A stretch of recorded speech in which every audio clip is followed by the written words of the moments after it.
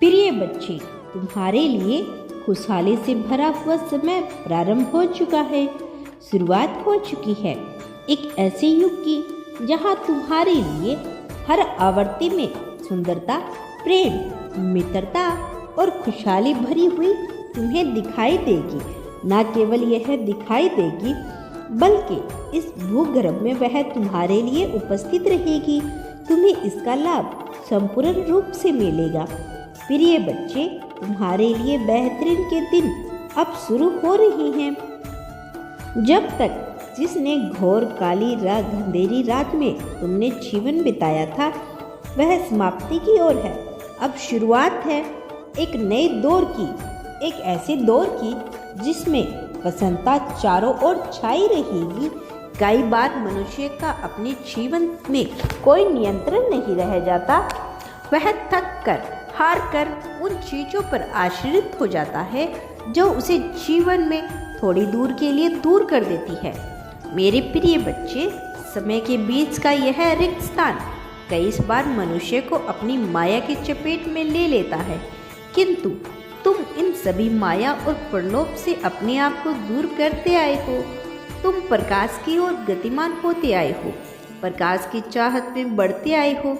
इसीलिए तुम पर यह दिव्य दृष्टि बनाई जा रही है, तुम पर विशेष कृपा बरसाई जा रही है। कुछ रहस्य जो अनसुलझे हैं, कुछ रहस्य जिनसे पर्दा हटना विशेष है और जिसकी वजह से मनुष्य को बहुत सारी बीजों का ज्ञान नहीं हो पाता। लेकिन अब राह स्पष्ट रूप से नजर आएगी।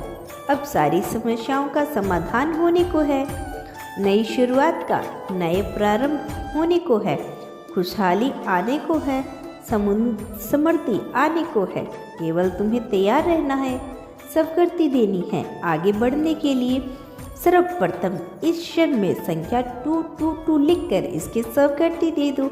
यह नया अध्याय प्रारंभ नई तुम्हारे जीवन में एक चमत्कार मोड़ लेकर आए। फिर मेरे प्रिय बच्चे, यह चमत्कारिक संदेश तुम्हें जीत दिलाने आया है। धीरे धीरे तुम इसके रहस्य को समझोगी, धीरे धीरे तुम इसमें शामिल हो जाओगी। मेरे प्रिय बच्चे, खुद को कभी अकेला ना समझना। इस संदेश में आगे जो भी रहस्य छुपे हैं वह खुलेंगे। उसके लिए तुम्हें हर हाल में संदेश को पूर्णतः अंत तक बने रहना है, चाहे परिस्थिति कोई भी हो। इसे बीच में छोड़कर जाने की भूल नहीं करनी, और ऐसा करने के पश्चात यह तुम्हारे जीवन में परिवर्तन की लहर दौड़ेगी। जो आगे तुम्हें बताया जाएगा वह ब्रह्मांड के उन रहस्यों में शामिल है जिनसे सामान्य मनुष्य कभी परिचित नहीं हो सकता, और देवात्मा सदैव उससे परिचित होती रहती है। इसलिए मेरे प्रिय बच्चे, एक बात को बेहद ध्यानपूर्वक सुनना। ऐसा करना तुम्हारे लिए अत्यंत ही आवश्यक है। मेरे प्रिय बच्चे, यह जीवन धीरे धीरे जंग की भांति होता जा रहा है। तुमने जो भी कठिन परीक्षा दी है, यह दिन प्रतिदिन बढ़ते चली गई है। परिणाम स्वरूप अब तक तुम्हें कुछ ऐसा लाभ नहीं मिला जिससे तुम्हारे भीतर रोमांच की परिस्थिति उत्पन्न हो, लेकिन तुम्हारी हिम्मत न हारने की कला, तुम्हारा यह जज्बा कि परिस्थितियों से तुम चाहे निपट लेते हो, तुम्हें अलग, विलक्षण और अतुलनीय बनाता है। मेरे प्रिय बच्चे, बावजूद इसके तुम अपनी तुलना प्रत्येक पल भिन्न भिन्न मनुष्य से करते रहते हो, जबकि ऐसा करना बिल्कुल भी उचित नहीं है। जब भी तुम अपनी तुलना करते हो, तुम स्वयं को दूसरों से कमतर आंकने लगते हो और यह भूल जाते हो कि जिसने तुम्हें रचा है उसने तुम्हें मनुष्य का जीवन कुछ सोच समझ कर ही दिया है।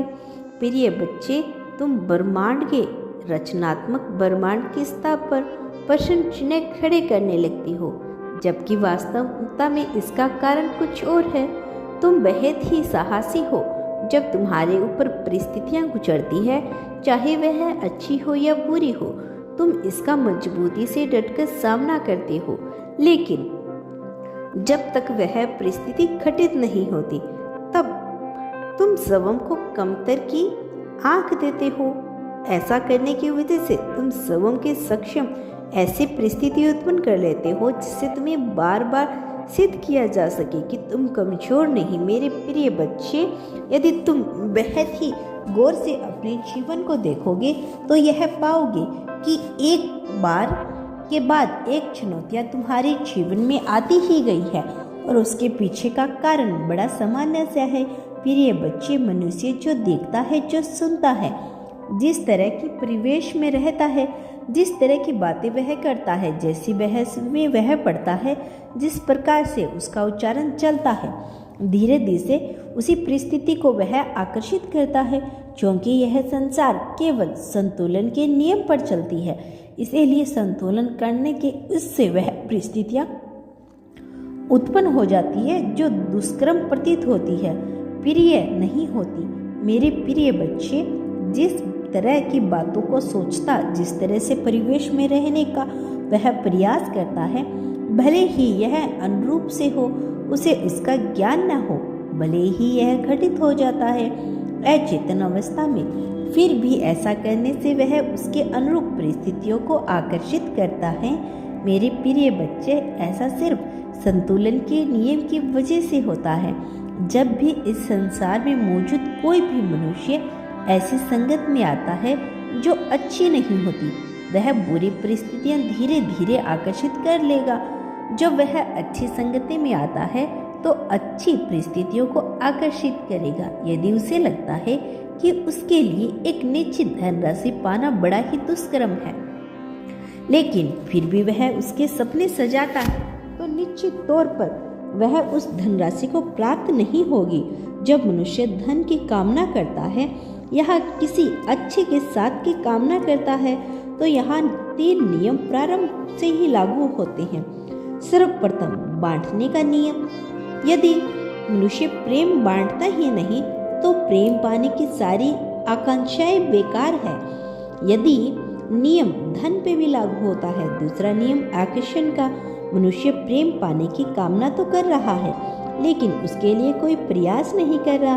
कोई ऐसी परिस्थिति उत्पन्न होने के लिए वह स्वयं की स्वीकृति नहीं दे रहा जिससे उसके जीवन में प्रेम का प्रवेश हो, तो वह केवल आंतरिक आशंका के साथ ही जीवन जिएगा। मेरे प्रिय बच्चे, जब मनुष्य धन की कामना करता है और जब यह ऐसे परिवेश में अपने आप को नहीं डालता जहां उसे ज्यादा धन की बातचीत करनी हो या ज्यादा धन का विचार करना हो, तो वह केवल अनुकांक्षा ही कर पाएगा। जब मनुष्य बांटने का गुण सीख जाता है और फिर यह विश्वास करने लगता है कि निश्चित तौर पर चाहे कोई चमत्कार हो, ईश्वर कोई ऐसी परिस्थितियां उत्पन्न करे जिससे उसके जीवन में प्रेम और धन आएगा, तब उसका यही विश्वास सकारात्मक तथ्यों के साथ मिलकर वास्तविक रूप से घटित हो जाता है।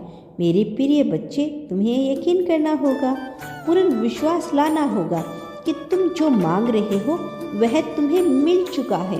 तुम्हारा ऐसा विश्वास एक तरह के रिक्त स्थान को उत्पन्न करेगा, क्योंकि जब तुम यह विश्वास करने लगते हो तो वह तुम्हें मिल ही जाता है। तुम्हारा कल्याण हो मेरे बच्चे।